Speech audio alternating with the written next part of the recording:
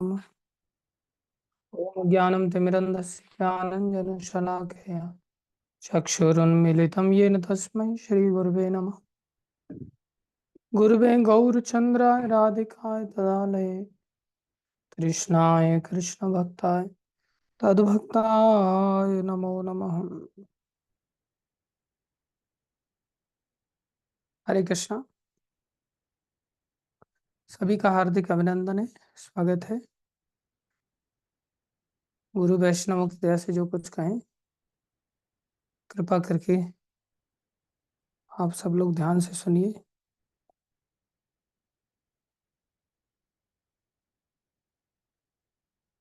और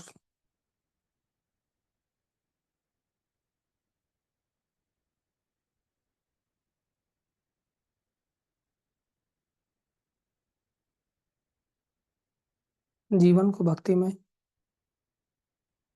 आगे बढ़ाएं हम सभी। एक सेकंड।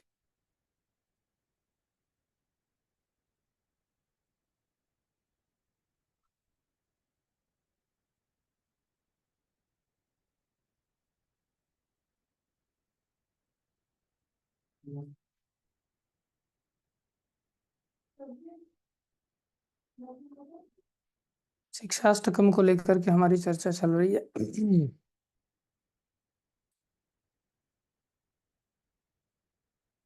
इसमें पहला श्लोक हमने पढ़ा, चेतो दर्पण मार्जनम भव महादावाग्नि निर्वापनम श्रेयः कैरव चंद्रिका वितरणम विद्यावधू जीवनम आनंदम अम्बुदिवर्धनम प्रतिपदम पूर्णामृता स्वादनम सर्वात्मस्नपनम परम विजयते श्री कृष्ण संकीर्तनम। ऐसे श्री कृष्ण संकीर्तन की परम विजय हो जो हमें 7 फल देने वाला है।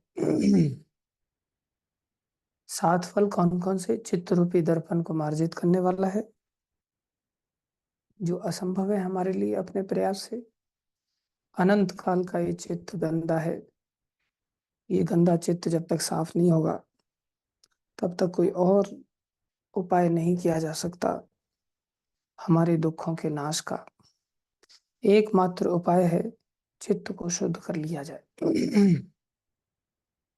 तभी हमारे जीवन में से दुखों का जो अंधेरा है ये दूर होगा। जो कि हमने देखा था,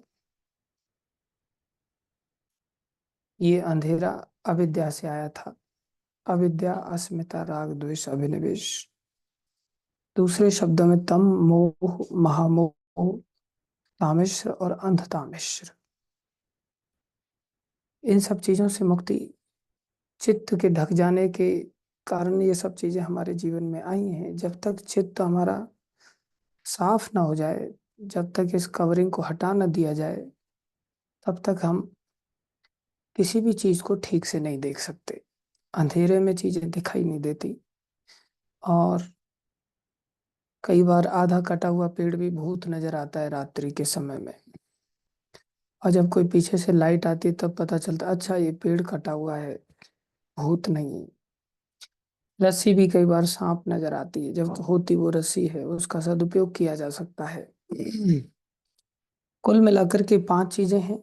न तो भगवान हमें ठीक से दिखाई देते हैं, न हम स्वयं को ठीक से देख पाते हैं, न प्रकृति हमें ठीक से दिखाई देती है, न काल समय को हम समझ पाते हैं, और न ही हम अपने कर्मों को ठीक से देख पाते हैं। और इन 5 चीजों का आपस में संबंध भी हमको नहीं दिखाई देता। लेकिन चित्त जैसे ही साफ हो जाता है, सब चीजें बिल्कुल क्रिस्टल क्लियर हो जाती हैं। किसी भी चीज को लेकर के हमें ये शंका नहीं रहती कि भाई सूअर को क्यों बनाया, कुत्ते को क्यों बनाया, कीचड़ को क्यों बनाया, भगवान ने ऐसा बनाया ही क्यों, भगवान ने वैसा नहीं क्यों नहीं किया। ये सब हमारा गंदा मन अनेकों प्रकार के अंधेरे में रहने के कारण अंधेरे में तीर चलाता रहता है, और कोई तीर निशाने पर लगता नहीं। सब तीर ऐसे व्यर्थ चले जाते हैं, इसलिए हमारा प्रत्येक कार्य व्यर्थ चला जाता है। तो जैसे ही हमारा चित्त मार्जन होगा, हमें हर चीज समझ में आएगी और हम फिर प्रॉपरली कार्य कर पाएंगे। दूसरा है भव महादावाग्नि निर्वापनम। हमारे जब कर्म अच्छे हो जाएंगे तो अपने आप ही हमारा जन्म मृत्यु का जो चक्र है, जिसकी वजह से अनेक कर्मों की वजह से हम जो जन्म मृत्यु के चक्र में पड़े हैं, जब हमें कर्मों का, भगवान का, स्वयं का, इन सब चीजों का ज्ञान हो जाएगा तो हम खुद ही इस संसार से बचने के सही रास्ते का चुनाव कर पाएंगे। और फिर इस हरि नाम संकीर्तन का दूसरा फायदा हमें प्राप्त होगा, वो है अनादि काल से जलता हुआ जो जीव आ रहा है, भव महादावाग्नि, महादावाग्नि ये शांत हो जाएगी। तीसरा फल, श्रेय, हमारे जीवन में जो श्रेय अर्थात कल्याण करने वाली जो चीजें हैं, जिसमें विनम्रता है, स्वच्छता है, और अहंकार का अभाव है, दया है, क्षमा है, प्रेम है, ये सब तत्परता है, ये सब हमारे अंदर आ जाएंगे। ऐसे गुणों का उदय हो जाएगा। उसे श्रेय रूपी कमलों का खिलना कहते हैं। श्रेय रूपी कमल खिल जाएंगे। चौथा फल था विद्या वधु जीवनम। हमारे जीवन में विद्या का उदय हो जाएगा, और विद्या का उदय होते ही भगवान का नाम हमारे लिए जीवन बन जाएगा। अगर नाम नहीं होगा तो हमारे प्राण चले जाएंगे एक प्रकार से, इतना हमें भगवान के नाम के प्रति प्रेम जागृत हो जाएगा। आज तो हमारे लिए नाम बोझ है, और आगे चल कर के ये नाम हमारे लिए जीवन का आधार बनेगा। जैसे आज हम सोचते पैसे के बिना काम नहीं चलता भाई, पैसा जीवन है, ऐसे ही कृष्ण नाम जीवन बन जाएगा। जैसे हम सोचते पत्नी के बिना काम नहीं चलेगा, पत्नी जीवन है, पत्नी सोचती है पति के बिना काम नहीं चलेगा, नौकरी के बिना काम नहीं चलेगा, बच्चे सोचते हैं माता पिता के बिना काम नहीं चलेगा। जीवन का आधार हमने संसार को बना लिया है, कुल मिलाकर के कई सारी बहुओं को बना लिया है, लेकिन वास्तव में विद्या रूपी बहू का जीवन कृष्ण नाम ही है। तो हमारे जीवन में ऐसी स्थिति आ जाएगी, जैसे हम हल्दू चौड़ में गए थे तो गुरु महाराज वहाँ कथा सुना रहे थे, वहाँ राम कथा चल रही थी। तो शाम को महाराज जप करते थे, तो महाराज जप करते करते, हाँ, रात को 11 बज जाते थे, तो बहुत सारे लोग बैठे हुए थे। तो 11 बजे महाराज कहते हैं अच्छा एक काम करते हैं, हम लोग चलते हैं यहाँ से। तो महाराज चल पड़े। अगर हम यहीं बैठे रहेंगे तो ये बेचारे भी बैठे रहेंगे सब लोग, और ये लोग सोने नहीं जा पाएंगे, इसलिए अब इनको सोने के लिए भेज देते हैं, हम अंदर जप करेंगे। तो जैसे ही महाराज ने कहा हम अंदर जप करेंगे, तो हम तो सबको अपनी नज़र से देखते हैं ना, जैसे हम खुद हैं उसी नज़र से देखते हैं। तो फिर, हाँ, मैं बैठा हुआ था, जगदीश्वरी प्रभु बैठे हुए थे, तो एक, लेकिन ये बातें अब महाराज के सामने ऐसे थोड़ी बोल देंगे कि आपके प्रति हमें ऐसा भाव अंदर से आ रहा है कि आप अंदर के बोलने के बहाने आप खुद अंदर जा रहे हैं, जैसा हम करते हैं प्रायः। कि हम लोग, अच्छा तो आप लोग भी सोने चले जाइए, और फिर हम भी, हाँ, हम अंदर जाके जप करेंगे या भजन करेंगे। अंदर जाके वास्तव में तो सोते रहते हैं कई बार, लेकिन असिस्टेंट को पूछता कोई बाहर से आकर के क्या कर रहे हैं प्रभु जी, बोले प्रभु जी भजन कर रहे हैं, प्रभु जी अध्ययन कर रहे हैं। वास्तव में प्रभु जी शयन कर रहे हैं, लेकिन असिस्टेंट को समझाना पड़ता है ऐसा कैसा बोलना भैया। तो प्रभुपाद जी ने भी ये बात समझाई थी कि कोई व्यक्ति आपको कहे कि आप बहुत थक गए हैं, तो समझ लो वो व्यक्ति बहुत थक गया है जो बोलने वाला। ये एक सिद्धांत है, ये लॉजिकल सिद्धांत है। ऐसे ही कोई व्यक्ति कहे जाओ आप लोग सो जाओ, तो समझ लेना चाहिए इसको खुद को बहुत ज्यादा नींद आ रही है। तो उस सिद्धांत के आधार पर मन में विचार आ गया कि महाराज खुद अपना सोने का व्यवस्था बना रहे हैं जाकर के, क्योंकि सुबह मंगल आरती में भी आना होता है, वृद्ध शरीर है, तो अपने आप ही स्वयं के सोने के चलते अभी बोल रहे हैं हम अंदर चलते हैं। तो अंदर चले गए, तो अंदर मैं भी चला गया। तो महाराज अंदर जाके क्या किए, ऑलरेडी बिस्तर वगैरह लगा हुआ है, मच्छरदानी वगैरह सब सेट है, सब चीजें पानी पानी सब सेट रखा हुआ है। हमारे साथ ऐसा सेट रखा हो या ना भी सेट रखा हो, खाली बेड पड़ा हो तो उसको सेट करने में हमें देर नहीं लगती, और सेट हो तो फिर लुढ़कने में देर नहीं लगती उसके ऊपर। और देख करके बेड को तो सबसे पहले मन में आता है कि सबसे पहला काम, एक काम करते हैं बैठ के भी बातचीत किसी से नहीं करेंगे, लुढ़क जाते हैं सीधे जा करके। लेकिन महाराज का सब कुछ सेट था, उसके बावजूद भी महाराज चेयर पर जाकर के बैठे, भगवान का अल्टर वगैरह सामने लगा हुआ था, फोटो वगैरह, और वहां बैठ करके जप करना चालू कर दी। पूरा महाराज 1 बजे तक फिर जप करते रहे। फिर महाराज कहते तेरे को नींद नहीं आ रही? मैं बोला महाराज थोड़ी थोड़ी, जा तो सो जा करके। फिर मैं चला गया सोने के लिए। पॉइंट इज, गुरुजन नाम को कैसे अपना जीवन बना लेते हैं। उनको वही जीवन है, उनके वही प्राण है। जैसे हमारा आहार, निद्रा, भय, मैथुन, ये चार चीजें प्राण हैं। ये चार चीजें जब मिल जाती हैं तो जीवित रहते हैं। और ये चार चीजों में एक भी चीज की कमी हो जाती है ना, बस रात दिन उसी चीज का चिंतन चलता रहता है। आज पनीर नहीं खाया, उसको तो पनीर मिला था।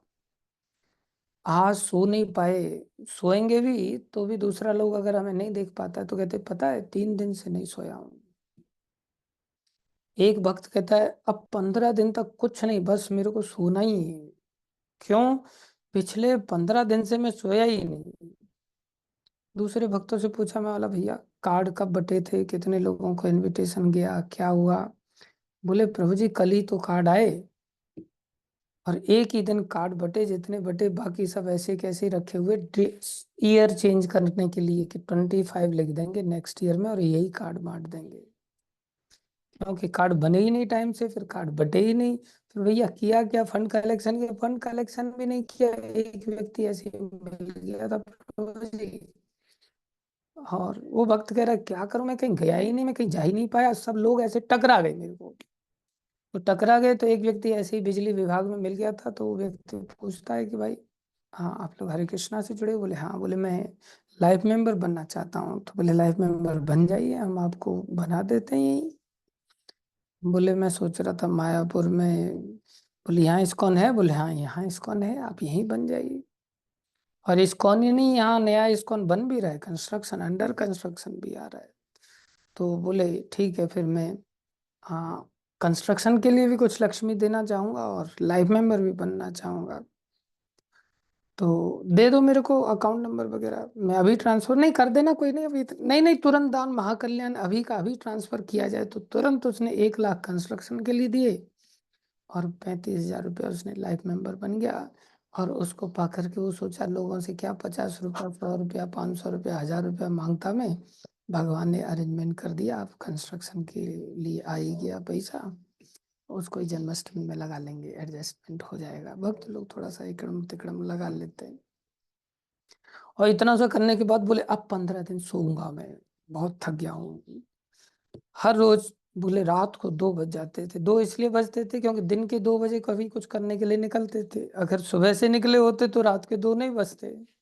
वो तो दिन के वही 24 घंटे हैं, आप किस समय से काम करना चालू करते हो उस पर निर्भर कर रहे हो। सुबह 11 बजे तक, 12 बजे तक सोते रहोगे तो रात को 2 बजे से पहले नींद थोड़ी आएगी। ऊपर से मोबाइल, तो मोबाइल तो भैया, हाँ, बिना मतलब कि व्यक्ति को जगाता रहता है। इतना तो बीवी बच्चे भी लोगों को नहीं जगाते जितना कि मोबाइल जगाता है लोगों को। परिणाम फिर यही रहा।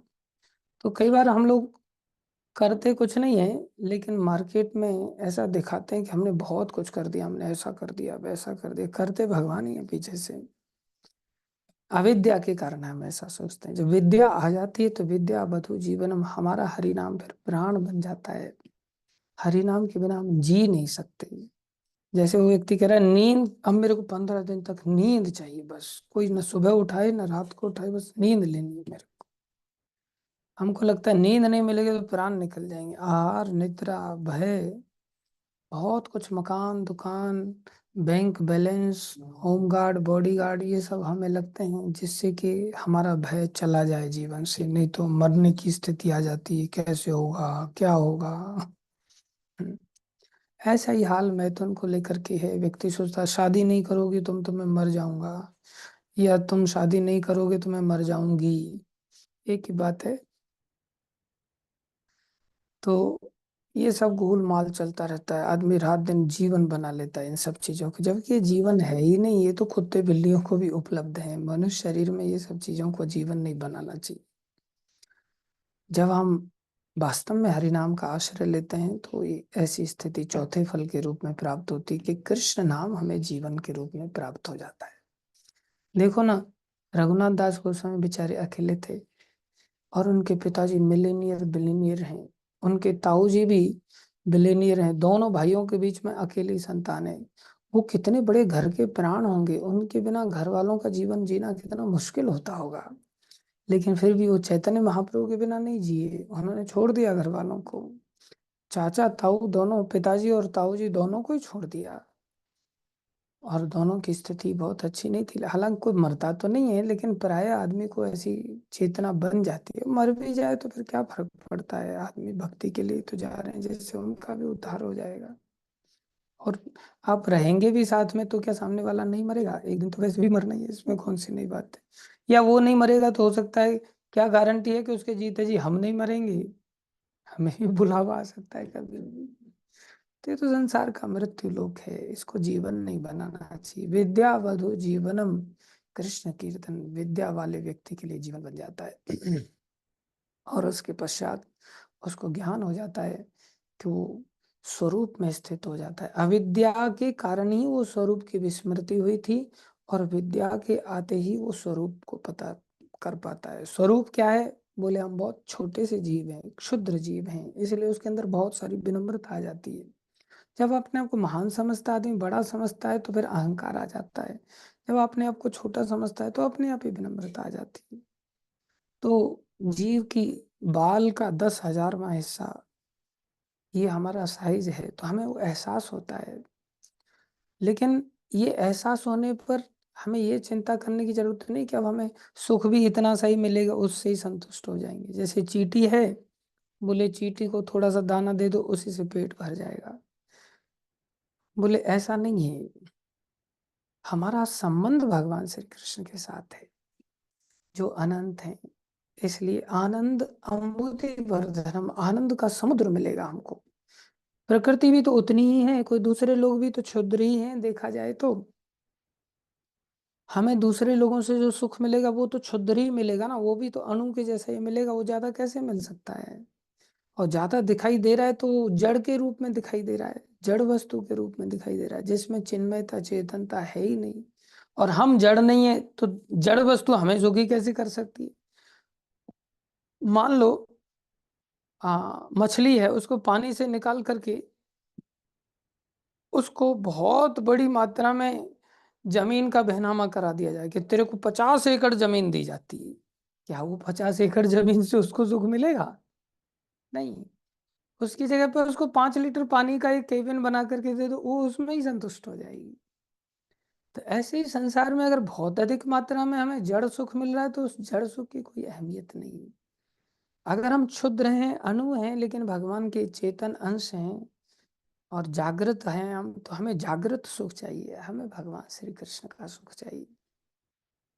और भगवान कैसे अनंत हैं, तो हम जहाँ से हैं वहीं अगर हमें वो वस्तु प्राप्त हो जाएगी तो हमें सुख की मात्रा कितनी ज्यादा हो जाएगी। इसलिए आनंद अम्बुधि वर्धनम, ऊपर से ऐसा समुद्र है जो ये बढ़ता चला जाता है। ये हमें 5वें फल के रूप में प्राप्त होगा। 6वें फल के रूप में पूर्ण अमृत आस्वादनम प्रतिपदम, हमें हर कदम पर, हर जीवन के क्षण में हमें पूर्ण अमृत का आस्वादन होगा, जो हमेशा ही सेल्फ सेटिस्फाइंग होगा। कभी हम अनसेटिस्फैक्शन जीवन में फील नहीं करेंगे। हर स्थिति में हमें एक एक कदम चलने पर आनंद की अनुभूति होगी। और 7वां फल प्राप्त होगा, जिसमें कि हमारे अंदर स्व सुख की कामना ही खत्म हो जाएगी। अपने लिए हम कुछ नहीं करेंगे। ये नहीं कि हमारे मन के लिए हमें कुछ चाहिए, इंद्रियां कुछ अलग डिमांड कर रही हैं, मन कुछ अलग डिमांड कर रहा है, बुद्धि कुछ अलग डिमांड कर रही है, शरीर कुछ अलग डिमांड कर रहा है। नहीं, ये सब सर्व आत्म स्नपनम, ये सब कृष्ण प्रेम में डूब जाते हैं। जब कृष्ण प्रेम में डूब जाएंगे तो ये कृष्ण के लिए ही डिमांड करेंगे। इसलिए ऐसा व्यक्ति शुद्ध भक्त कहलाता है। अगर आदमी अपने लिए मोक्ष के लिए कृष्ण से संबंध करता है, या अपने लिए भोगों के लिए संबंध स्थापित करता है, तो वो शुद्ध भक्त नहीं है। उसका साध्य शुद्ध होना चाहिए। साध्य शुद्ध तभी होगा जब हमारा सब कुछ डूब जाएगा कृष्ण प्रेम में। तब कृष्ण प्रेम में रंग गए, तब उसी रंग में हम आकांक्षा भी करेंगे। अब हमारी व्यक्तिगत कोई अलग से आकांक्षा नहीं रह जाएगी। इसलिए 7वां फल है सर्व आत्म स्नपनम। बोले परम विजयते श्री कृष्ण संकीर्तनम, ऐसे श्री कृष्ण संकीर्तन की जय हो। यहाँ से हमें कुल मिलाकर के पहले श्लोक का जो भाव है वो पता चलता है कि ये नाम हमारे लिए बोले क्या है, छोटी मोटी चीज नहीं दे रहा है, ये सर्वश्रेष्ठ वस्तु दे रहा है, स्वयं कृष्ण को दे रहा है। तो स्वयं कृष्ण जो कि परमार्थ हैं, परम अर्थ मतलब उनसे बढ़कर और कोई धन ही नहीं, ऐसी वस्तु देने के कारण इस नाम को कहा गया, बोले ये सर्वश्रेष्ठ साधन है। ये नाम क्या है, बोले सर्वश्रेष्ठ साधन है। इसलिए पहले श्लोक की अंडरस्टैंडिंग महाप्रभु ने हमें दिया कि संसार में हम सब साधन करते हैं, कुछ न कुछ काम करते हैं, कुछ न कुछ पाने के लिए कुछ न कुछ करते हैं। हमारी इच्छाओं की इवेंचुअली पूर्ति करने के लिए हम कुछ उपाय करते हैं। तो बोले सर्वश्रेष्ठ इच्छा क्या है, सर्वश्रेष्ठ इच्छा है भगवान कृष्ण के प्रति प्रेम को पाना। और सर्वश्रेष्ठ उपाय क्या होगा फिर उस इच्छा को ध्यान में रखते हुए, बोले एक ही उपाय है, भगवान के नाम रूप गुण लीला धाम जन, इन 6 चीजों के माध्यम से कृष्ण को गाया जाए, कृष्ण का गान करें। बस ये बात दिमाग में बैठ जानी चाहिए। सर्वश्रेष्ठ जैसे 2000 के नोट में सारे नोट आ गए, ऐसे ही भगवान के अंदर सब कुछ आ गया। दुनिया का कोई भी वस्तु ऐसी नहीं रह जाती जो उस भक्त के लिए अनुपलब्ध हो। हर वस्तु का वो स्वामी बन जाता है, हर वस्तु उसके लिए उपलब्ध हो जाती है। इसलिए अलग अलग वस्तुओं के लिए इच्छा करके और साधन अपनाना ये बुद्धिमानी नहीं है। उतने ही समय में और हमें अगर कृष्ण प्रेम मिल जाए और सस्ते में उल्टा कृष्ण प्रेम मिल जाए और जल्दी में अगर मिल जाए और उसके पीछे सबका सब आ जाए, तो इससे बढ़िया बात क्या है। इसलिए हमें अपने जीवन में इस हरि नाम के पहले महिमा के श्लोक में जो महाप्रभु ने हमें दिया, इसके प्रति हमें कृतज्ञ होना चाहिए कि कितनी बड़ी बात महाप्रभु ने सिखा दी कि भाई ये सर्वश्रेष्ठ साधन है कृष्ण को, कृष्ण प्रेम को पाने के लिए। और उसके परिणाम में हमें 7 फल मिल रहे हैं। तो जब भी हम इस श्लोक को गाएं, सबसे पहला श्लोक है, इसको हमेशा के लिए याद करने की चेष्टा करनी चाहिए। और जब भी गाएं तो ये सब चीजें हमारे दिमाग में रिकॉल होना चाहिए और तुरंत फिर साधन में लग जाना चाहिए। तो ये सर्वश्रेष्ठ साधन है। दूसरा श्लोक आगे से आज हम चालू कर रहे हैं, जो कि नाम नामकारी बहुधा निज सर्वशक्ति तत्र अर्पिता नियमितः स्मरणेन कालः एतादृशी तव कृपा भगवन् ममापि दुर्दैवमीदृशम् इहाजनिनानुरागः। पहले हम इसके संस्कृत के शब्दार्थ को थोड़ा सा समझ लें। वैसे एक एक श्लोक इतना विशाल है कि एक श्लोक पर ही हमेशा के लिए बोला जा सकता है, लेकिन चीजों को आगे भी महाप्रभु ने 8 श्लोक दिए, तो इनको समझना हमारे लिए बहुत आवश्यक है। सर्वश्रेष्ठ साधन। और अभी ये दूसरा श्लोक को हम समझेंगे कि इसमें महाप्रभु इस नाम के विषय में क्या समझा रहे हैं। बोले नाम नामकारी बहुधा, बोले नाम अर्थात नाम को धारण करने वाले जो अकारी हैं, अकारी भगवान श्री कृष्ण का नाम है। बोले अकारी भगवान जिनके नाम नाम बहुधा, बहुत नाम है उनके, एक ही नाम नहीं। नाम को धारण करने वाले जो भगवान हैं, उनके एक दो नाम नहीं है, नाम नामकारी बहुधा, बहुत सारे नामों के माध्यम से भगवान जाने जाते हैं। उनके अनंत नाम हैं, उनके कार्यों के आधार पर या अन्य लीलाओं के आधार पर। मुख्य रूप से 2 प्रकार के उनके नाम हैं, एक मुख्य नाम है, एक गौण नाम होते हैं। मुख्य नाम भगवान के नित्य धाम से संबंधित होते हैं और भगवान की लीलाओं से संबंधित होते हैं। और जो गौण नाम होते हैं इस सृष्टि से संबंधित होते हैं। जैसे भगवान को कहा जाए माखन चोर, तो मुख्य नाम है। कृष्ण मुख्य नाम है। राम मुख्य नाम है। हरि नाम है। गोविंद मुख्य नाम है। रास बिहारी मुख्य नाम है।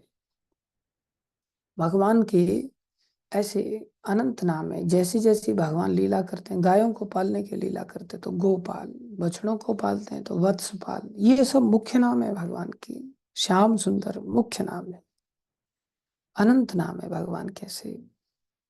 दूसरी ओर इस सृष्टि से संबंधित ईश्वर, ये गौण नाम है। परमेश्वर, ये गौण नाम है। ब्रह्म, ये गौण नाम है। परब्रह्म, ये गौण नाम है। परमात्मा, ये गौण नाम है। पालनकर्ता, गौण नाम है। सृष्टिकर्ता, गौण नाम है। नियंता, गौण नाम है। इस प्रकार से भगवान के दो तरह के नाम होते हैं, गौण और मुख्य। गौण नाम में भी इतनी ताकत होती है कि आपको संसार से मुक्त कर सकता है। गौण नाम में भी ऐसी सामर्थ्य होती है।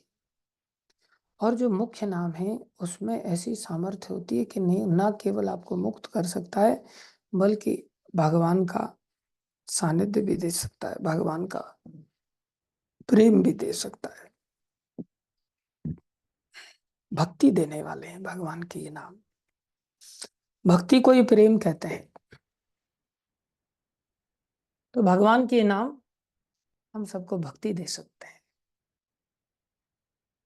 तो याद रहे, भगवान के कितने नाम है? बोले नाम नामकारी, जो नाम से जाने जाने वाले भगवान हैं। अरे, जब हम उनके द्वारा पैदा किए गए तो हमारे भी अपने नाम हैं, तो पैदा करने वाले व्यक्ति के नाम नहीं होंगे क्या? उनका भी तो अपना नाम होगा। नाम हमें दिए गए हैं किसके द्वारा? हमारे माता पिता के द्वारा। जब माँ बाप का नाम होगा खुद का, तभी तो वो हमारे नाम का भी सोचेंगे। जब माँ बाप का खुद का ही नाम नहीं होगा तो फिर हमारे बारे में कैसे सोच सकते हैं? इसलिए हमें नाम प्राप्त है, हर वस्तु को नाम प्राप्त है। तो भगवान भी तो एक व्यक्ति हैं, उनको भी नाम प्राप्त है। आज हमें एक दो नाम प्राप्त हैं, तो भगवान को एक दो क्यों होंगे? भगवान तो अनंत हैं, तो उनको अनंत नाम प्राप्त है।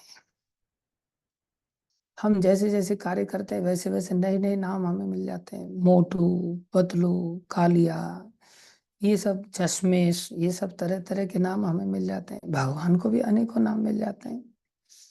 भक्त लोग प्रेम में भगवान को नए नए नाम देते रहते हैं। जैसे एक महात्मा जी ने सिलिपिल्ले नाम दे दिया भगवान को, और भगवान को स्वीकार करना पड़ा। भगवान को अटपटे नाम भी मिल जाते, जैसे हमें मिलते हैं। भगवान को भी पीछे नहीं छोड़ते लोग, भगवान को भी ऐसे ही नाम दे देते हैं। भगवान को भी बोल दिया भैंस का सींग, हाँ, और भैंस का सींग उनको लेना पड़ा।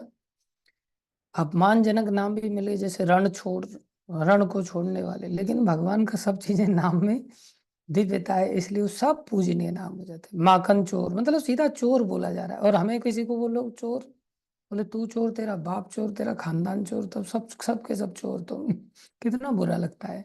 और माखन चोर भगवान को बोल सकते हैं, भगवान को अच्छा लगता है, क्योंकि उसमें प्रेम है। हर चीज के पीछे, भगवान की हर लीला के पीछे अपनी कामना नहीं है। हर लीला के पीछे अपने भक्तों की कामना है, अपने भक्तों को संतुष्ट करना चाहते हैं। ऐसे ही भक्त लोग जो होते हैं, उनकी हर कामना भगवान के लिए होती है। इसलिए भक्तों को कोई भी नाम दे दो, वो भक्तों को भी प्यारा लगता है। भक्तों को जैसे, हाँ, एक भक्त का नाम बोले भौंदू। भौंदू मतलब सरल था, उसको भौंदू नाम दे दिया गया। उसको बुरा नहीं लगा, क्योंकि वो अपने से अहंकार से युक्त ही नहीं है कि मेरा अपमान हो रहा है। वो भौंदू उसका गुण बन गया, और उस गुण को लेकर के प्रसन्न है। भगवान भी खुश है। एक कल हम एक घर में गए तो एक माता जी मिली, और उनको थोड़े से उनके बाल सफेद हैं और काफी हृदय उदार है उनका। तो सब कोई भी मिलता है, अड़ोसी पड़ोसी ने, सबने उनका नाम रख दिया दादी। जैसे छोटी बच्ची भी होती है ना, अगर ज्यादा बात करे, समझदारी वाली बात करे, तो बोले तो ये घर की दादी माँ है। वैसे किसी माँ को भी अगर आप माता जी बोल दोगे ना, तो बोले मैं तेरे को माँ लग रही हूँ क्या? अभी भी मैं जवान लग रही हूँ, मैं लड़की जैसी हूँ, उसको बुरा लग जाता है। और अगर दादी बोल दिया किसी को, तो कितना बुरा लगेगा। लेकिन हमने उसको माता जी कहा, बोले माता जी नहीं, आप भी हमें दादाजी दादी जी कह दो। तो जब उसको दादी कह दिया, तो उसने जगदीश हरि प्रभु को एकदम से गले लगा ली। आशीर्वाद देने लग गए हो। इतना प्रेम उसके हृदय में आ गया। तो कई बार भक्त लोगों को इस प्रकार से अगर नाम मिल जाते तो भक्त चिढ़ते नहीं है उन नामों को लेकर, क्योंकि वो सब गुणों से युक्त है। हम सब बुढ़ापे से घबराते हैं, बुढ़ापे से घबराने का बात नहीं है। दादी का एक गुण है जिसमें बड़प्पन का गुण है। बुढ़ापा तो ठीक है, एक समस्या है ही, और उसे हम नहीं सुनना चाहते, अच्छा नहीं लगता सुनने में भी, लेकिन इससे बच भी तो नहीं सकते भाई, झेलना तो पड़ेगा ही। और वैसे भी हर व्यक्ति बूढ़ा ही है, जो व्यक्ति मौत के नजदीक है वो बूढ़ा ही है। और आज के समय में कोई ऐसा शासन तो है नहीं महाराज युधिष्ठिर जैसा, परीक्षित जैसा कि हाँ बाप से पहले बेटा नहीं मर सकता। कोई भी व्यक्ति कभी भी मर सकता है, इसलिए हम सब वृद्ध हैं, सब दादी दादा ही हैं एक प्रकार से। लेकिन हमें बुरा लगता है, बुरा इसलिए लगता है क्योंकि हमें दादी दादा के वैसे लक्षण नहीं है, ऐसा प्रेम नहीं है हृदय में, सबका ध्यान रखने की सामर्थ्य नहीं, इसलिए बुरा लगता है। लेकिन भगवान को कोई भी नाम बुरे नहीं है, ऐसे भक्तों के कोई भी नाम बुरे नहीं होते, उन गुणों के आधार पर उनको दिए जाते हैं। तो भगवान के कितने नाम हैं? बोले अनंत नाम है, नाम नाम कारी बहुधा। और क्या है इन नामों में विशेषता?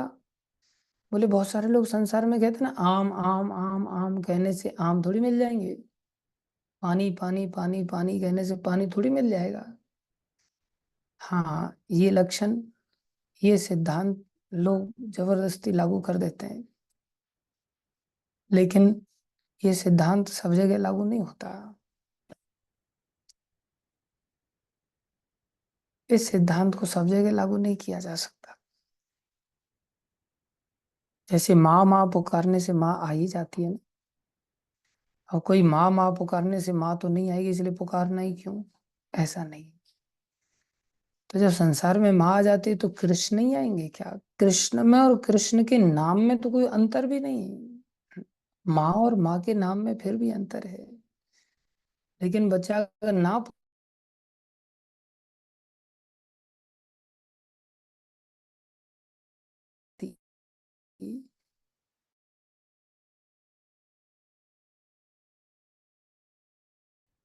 इसलिए पुकारने पर ही आती।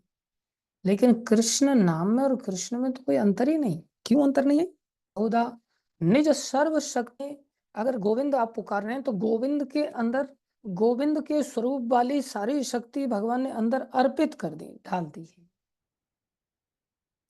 कोई विष्णु को पुकारता है तो विष्णु के स्वरूप की जो शक्ति है वो विष्णु नाम में अंदर डाल दी गई।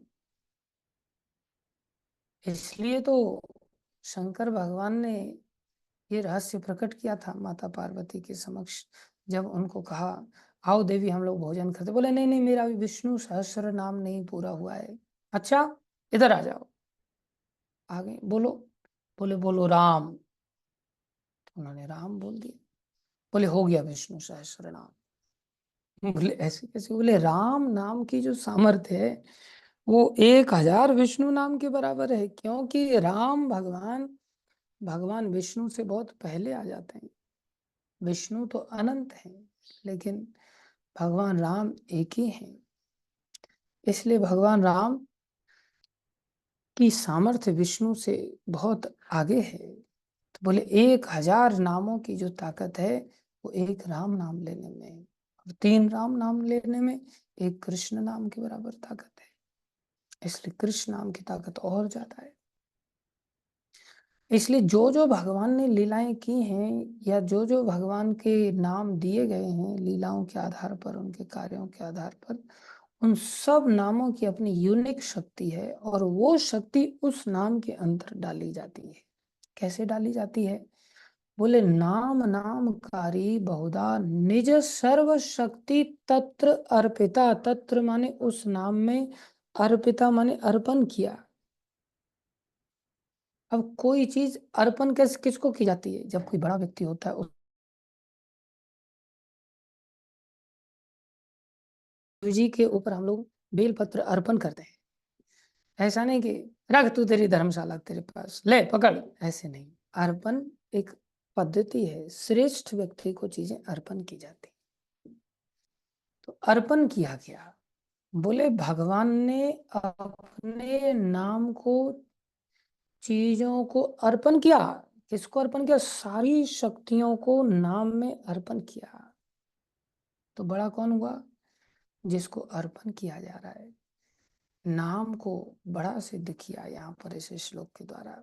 नाम ही से भी बड़ा है भगवान का नाम, जिसको अनेकों भजनों से हम सीखते हैं। हरि से बड़ा हरि का नाम। जब भगवान राम विश्वामित्र मुनि के द्वारा मांग लिए गए महाराज दशरथ से, तो राम लक्ष्मण दोनों भाई असुरों का संहार करने के लिए मारीच, खरदूषण आदि ये बार बार परेशान करते थे। तो सबसे पहले सिद्धाश्रम गए। सिद्धाश्रम गए तो ये बक्सर में पड़ता है, जहाँ विश्वामित्र मुनि की यज्ञशाला थी, बिहार में ये जगह है। तो बक्सर में गंगा किनारे उन्होंने वहां पर खरदूषण का वध किया और मारीच को ऐसा बाण मारा कि वो समुद्र के पार ही जाकर के गिरा। और फिर वहां से जनकपुरी की ओर जा रहे थे। जनकपुरी की ओर जा रहे थे तो बीच में एकदम सुनसान वीरान, एकदम उजड़ा हुआ एक आश्रम जैसा दिखाई दिया। और वहां आश्रम में आ, एक स्त्री दिखाई दी जो हाथ जोड़ करके बैठी हुई थी। वो गौतम ऋषि का आश्रम था, जहाँ पर अहिल्या उनके साथ रहा करती थी। और अहिल्या बड़ी सुंदर थी, उनका एक एक अंग अद्भुत था। और सब लोग, जब ब्रह्मा जी ने अहिल्या को बताया तो सब लोग उनकी ओर आकर्षित थे। सब घूर घूर के उनको देख रहे थे, सबकी दृष्टि को देखा। लेकिन गौतम ऋषि ऐसा आकर्षण नहीं था। गौतम ऋषि के हृदय में कोई आकर्षण नहीं था। तो उन्होंने वो गौतम ऋषि को दे दिया, ये अहिल्या को आप संरक्षण में रखेंगे। तो अहिल्या को साथ में रखते थे और उनको एक प्रकार से ब्रह्मा जी ने सौंप दिया पत्नी के रूप में। इधर उनकी सुंदरता पर पहले से ही इंद्र आदि, देखो संसार में इन सब चीजों से कभी पेट नहीं भरता। इंद्र भी, जिसके पास दुनिया भर की अप्सराएं हैं, लेकिन फिर भी उसको संतुष्टि नहीं। चले आए चंद्रदेव को, उन्होंने माध्यम बनाया। चंद्र को कहा आप मुर्गा बन जाना और बांग दे देना सुबह 3:30 बजे। और ये चंद्रमा की, ये मुर्गे की खासियत होती, चाहे आंधी आए, तूफान आए, बरसात आए, 3:30 बजे बांग दे देता है वो, चिल्लाता है। ये प्रकृति के द्वारा ऐसा बनाया गया प्राणी है। कई बार हम लोग कहते हैं अलार्म ही नहीं बजा, मेरी क्या गलती है? प्रकृति में भगवान ने भी अलार्म सेट करके दिया है। लेकिन आजकल हमारे खिड़की दरवाजे ऐसे, तो बाहर से आवाज बिल्कुल अंदर ना जाए, ऊपर से पर्दे भारी भारी, ऊपर से साउंड प्रूफ ऐसे रूम्स वगैरह बना लेते हैं। बस एसी के द्वारा वेंटिलेशन बना रहता है, बाकी बाहर से कोई लेना देना नहीं होता। पहले झोंपड़ियां होती थी तो मुर्गा चिल्ला रहा है, उसी से लोग उड़ जाते थे। और मुर्गा की चिल्लाहट छोटी मोटी नहीं होती, काफी दूर दूर तक जाती है। क्या क्या बढ़िया एकदम अलार्म क्लॉक का इतना पावरफुल वॉल्यूम बना है, एकदम से प्रवेश कर जाता है बिल्कुल कानों में। तो उसको मुर्गा बनने के लिए कहा, तो मुर्गा बन करके उन्होंने 12-1 बजे ही बांग दे दी, क्योंकि वो तो प्री प्लान्ड हिसाब किताब था ना। तो उसने जल्दी बांग दे दी तो ये उठ गए। अब उठ गए तो चल पड़े स्नान करने के लिए। जब वहां स्नान करने के लिए गए तो उनको कुछ अजीबो गरीब आवाज आई। बोले ये तो ठीक समय नहीं लग रहा है। तो उन्होंने देखा सृष्टि की ओर, तो देखा तो बोले बहुत मध्यरात्रि लग रही। वापस आए, स्नान करने से पहले ही वापस आ गए। इधर देवराज इंद्र ने गौतम ऋषि का रूप बनाया था। गौतम ऋषि का रूप बना करके अहिल्या के साथ व्यभिचार करने लगे। तो जैसे ही गौतम ऋषि आए, उन्होंने जाते हुए देख लिया देवराज इंद्र को, तो समझ गए कि इसने दुष्टता की।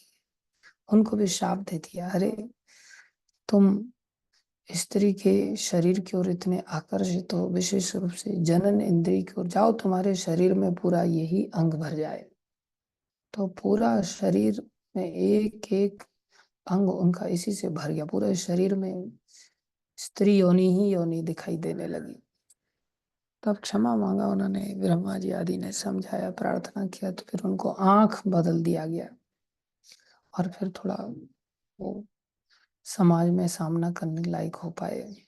गलतियां किसी से भी हो जाती हैं संसार में। देवराज इंद्र भी बहुत अच्छे भक्त हैं जिनके छोटे भाई बन करके भगवान आते हैं। इसलिए हमें किसी के ऊपर हंसना नहीं चाहिए, सावधान अपने लिए होने की चेष्टा करनी चाहिए। कृष्ण ही परफेक्ट है, बाकी कोई परफेक्ट नहीं है। सब क्षुद्र जीव हैं, कोई भी व्यक्ति पतन हो सकता है। भगवान की प्राप्ति पर ऐसा नहीं होता, वो अलग बात है।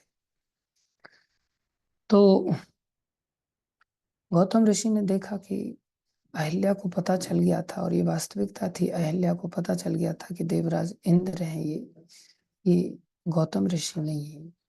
पता चलने पर भी उन्होंने सोचा कि कोई नहीं, देवता तो है ही। देवता होने के कारण इनसे हमें ज्यादा सुख की प्राप्ति होगी विषय भोग में। तो उन्होंने उस सुख के लालच में उनको अपने आप को समर्पित कर दिया। परिणाम में जब गौतम ऋषि को पता चला तो गौतम ऋषि के सामने हाथ जोड़ करके बैठ गए, वो चरणों में क्षमा मांगने लगी। गौतम ऋषि ने बोला, अरे तुम जड़ थोड़ी थे, तुम्हारी बुद्धि कोई पत्थर की थोड़ी थी। तुम्हें इतना तो सेंस था कि कौन आया है कौन नहीं आया है। तुमने अपना सेंस जानबूझ करके खो दिया था। तुम एक प्रकार से अपने आप को पत्थर बन करके शो किया तुमने, कि जैसे तुम्हें कुछ पता ही नहीं चला, जाओ पत्थर बन जाओ। और उनको शापित कर दिया। और वो ऐसे के ऐसे ही बैठी हुई, जैसे मार्बल की मूर्ति होती है ना, वो मूर्ति रूप बन गया उनका। तो आश्रम में वही मूर्ति रूप बैठा हुआ है, वही तपस्या के एक प्रकार से पत्थर बन करके अनेकों वर्ष बीत गए। तो भगवान राम कौतूहलवश पूछे, प्रभु, गुरुदेव विश्वामित्र से पूछे, ये कौन यहाँ पर मूर्ति और आश्रम जैसा लग रहा है और एकदम से उजड़ गया है? बोले, हाँ, ऐसी घटना घटित हो गई थी कि दुखी होकर के फिर गौतम ऋषि ने इस आश्रम को छोड़ ही दिया यहाँ से। और यहाँ पर ये जो शिला रूप में मूर्ति देख रहे हो, ये शाप से मूर्ति बन गई है, और ये अहिल्या है। आपके चरणों का आश्रय चाहती है, आप चरणों को स्पर्श कराओ। तब भगवान ने उनको चरणों का स्पर्श कराया, और सब पत्थर का जो उनका शरीर था वो दिव्य शरीर बन करके और गौतम ऋषि की सेवा में चला गया। तो यहाँ से पता चला कि भगवान के चरणों की कैसी सामर्थ्य होती है। चरणों की धूल की इतनी बड़ी सामर्थ्य है। और ये समाचार सारे संसार में आग की तरह फैल गया था। जरूरी नहीं होता कि आज तक वाले ही या जी न्यूज वाले ही या न्यूज 24 वाले ही या न्यूज पेपर के माध्यम से समाचार फैले। पहले ये समाचार नारद जी के द्वारा, भक्तों के द्वारा सर्वत्र फैल जाता था। तो ये समाचार सब जगह फैल गया था। जब भगवान आ, कहाँ आए थे, शबरी से मिलने के लिए जब दंडकारण्य वन में आए थे, तो वहाँ कई सारे ऐसे साधु भी थे जो बेचारे परेशान हो गए थे। साधु तो बन गए थे, फिर सोचते थे यार शादी हो जाती तो ज्यादा बढ़िया रहता, कम से कम कुछ बना करके कुछ खाने पीने के लिए तो मिल जाता। और माताएं कई बार एक्सपर्ट होते हैं बनाने में, तो बोले अच्छा खासा खाने पीने के लिए मिल जाता। तो सबको पता चल गया था कि इनके चरणों से तो पत्थर से मूर्ति बन जाती है। तो बहुत सारे ऋषि मुनियों ने क्या किया, जो ऐसा सोच रहे थे कि गृहस्थ में चले जाते हैं हम, और वन में रह सकते हैं गृहस्थी लोग भी, जरूरी नहीं था कि उनको शहर में ही रहना पड़ेगा, नौकरी चाकरी करनी पड़ेगी। बोले वन में कुटिया तो बनी हुई है, इसमें स्त्री आ जाएगी तो क्या दिक्कत है, रोटी पानी बना करके ठीक समय से दे दिया करेगी, वेराइटीज मिल जाएंगी थोड़ी सी, अच्छा भजन करने में मन लगेगा। तो उन लोगों ने, जहाँ मंदिर कंस्ट्रक्शन वगैरह होते थे ना मार्बल के, तो वहां से बड़े बड़े मार्बल उठा के ले आए थे, ये सुन करके कि भगवान राम आने वाले हैं। और बोले उनसे क्या करवाएंगे, खाली चरणों से टच करवा देंगे तो ये मार्बल भी पत्थर वो जो है स्त्री में बदल जाएगा, और फिर वो स्त्री से हम विवाह कर लेंगे। कई बार मार्केट में स्त्री ऐसे गुणवान नहीं मिलते, लेकिन भगवान के चरणों से स्पर्श होकर के जो मार्बल गुरु उसमें स्त्री में बदल जाएगी, नहीं निश्चित रूप से अहिल्या जैसी गुणवान स्त्री हमें भी प्राप्त हो जाएगी। ये समाचार केवट को भी मिल गया था। केवट को जब पता चला कि राम आए हैं और नदी क्रॉस करना चाहते हैं, गंगा जी को पार करना चाह रहे थे, तो केवट नाव को लेकर के बीच में चला गया, और वहां से भगवान चला, ए नाविक इधर आ जा इधर आ जा। तो वहीं से चिल्ला रहा, मैं बिल्कुल नहीं आऊंगा, क्योंकि समाचार फैलता रहता था। राजकुमार अयोध्या के थे ना, जहां जहां विचरण करते थे आगे समाचार पहुंच जाता था, राम आ रहे हैं, राम आ रहे हैं, इसी रास्ते से आ रहे हैं, इसी रास्ते से आ रहे हैं, कैसा रूप है, धनुष बाण धारण किए, जानकी जी साथ में हैं। तो ऐसे उसको भी पता चली, गया तीनों लोगों को देखते ही उसको पता चली, अच्छा ये राम लक्ष्मण जानकी जी हैं। दूर से चिल्ला रहा है, मैं बिल्कुल नहीं आऊंगा। अरे भैया, धंधा है तेरा तो एक जगह से दूसरी जगह ले जाने का, तो हम ऐसे कैसे कर सकते हो? बोले बोले मेरे को सब जानकारी है, मैं धंधे की वजह से तो नहीं आ रहा हूँ। अरे धंधे की वजह से क्यों नहीं आ रहा है? बोले मेरा धंधा सब ठप हो जाएगा। कैसे ठप हो जाएगा? अरे मैंने देखा, जब पत्थर को आपके चरण छू करके नाव स्त्री बना सकते हैं, तो मेरी तो ये काठ की नाव है बेचारी, ये तो पत्थर जैसी कठोर है नहीं, ये तो उससे और उल्टी सॉफ्ट है। और इसको अगर आपके चरणों का स्पर्श मिल गया तो ये तो और जल्दी स्त्री बन जाएगी। और मेरे लिए एक स्त्री को हैंडल करना बहुत कठिन हो रहा है, नाव से इतना पैसा नहीं मिल पाता कि मेरा घर चल जाए। और जब दो दो स्त्रियां हो जाएंगी, नाव भी मेरी स्त्री बन जाएगी, तो फिर दो स्त्रियों की डिमांड कहाँ से पूरी कर पाऊंगा मैं? कहाँ से मैं पिज्जा दूंगा, कहाँ से मैं, हाँ, बर्गर दूंगा, कहाँ से मैं चीला खिलाऊंगा, कहाँ से मैं पराठे खिलाऊंगा? बहुत भारी काम हो जाएगा। इसलिए मैं बिल्कुल नहीं आने वाला हूँ।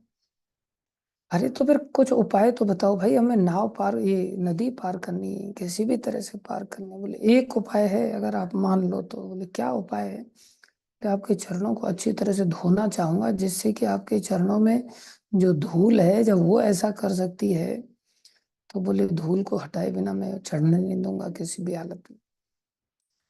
तो उन्होंने सारी धूल को हटा दिया, और भगवान ने तैयार होना पड़ा, जबकि भगवान के चरणों तक पहुंचना किसी के बस की बात नहीं होती थी।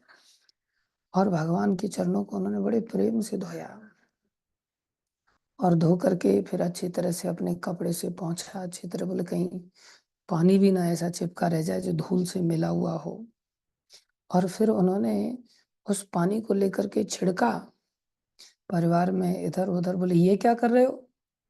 बोले मैं पानी को छिड़क के एक्सपेरिमेंट कर रहा हूँ कि कहीं स्त्री बन तो नहीं रही है मेरी झोंपड़ी, और फिर मैं नाव पर छिड़कूंगा, फिर मैं देखूंगा वो तो नहीं बन रही है, फिर अपने आप में खुद पान किया, कुछ गड़बड़ तो नहीं हो रहा है।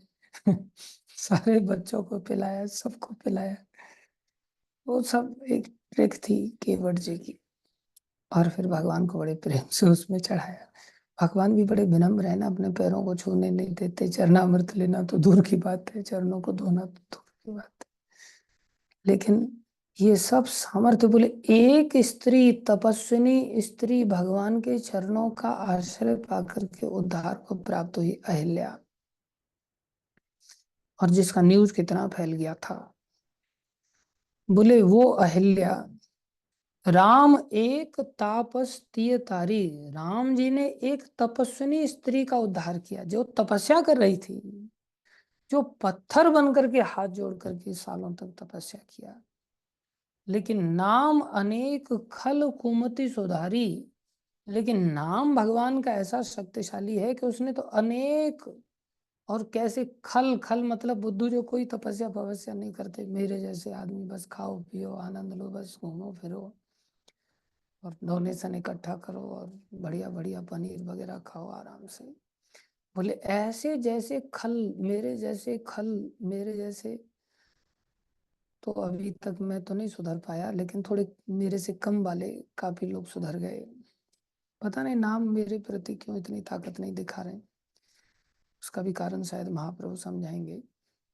तो बोले नाम अनेक खल कुमति सुधारी, नाम ने अनेकों खलों की कुमति, जो देवराज इंद्र के लिए समर्पण नहीं, किसी भी कुत्ते बिल्ली के लिए अपने जीवन को समर्पित कर देते हैं संसार में, बोले ऐसे खलों की कुमति को भी किसने सुधार दिया? बोले नाम ने सुधार दिया।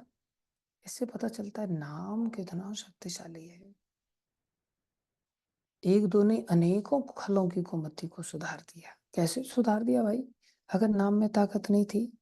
बोले नाम में निज सर्व शक्ति, अपनी उस स्वरूप की सारी शक्तियों को तत्र अर्पिता, उसमें भगवान ने अर्पण किया है,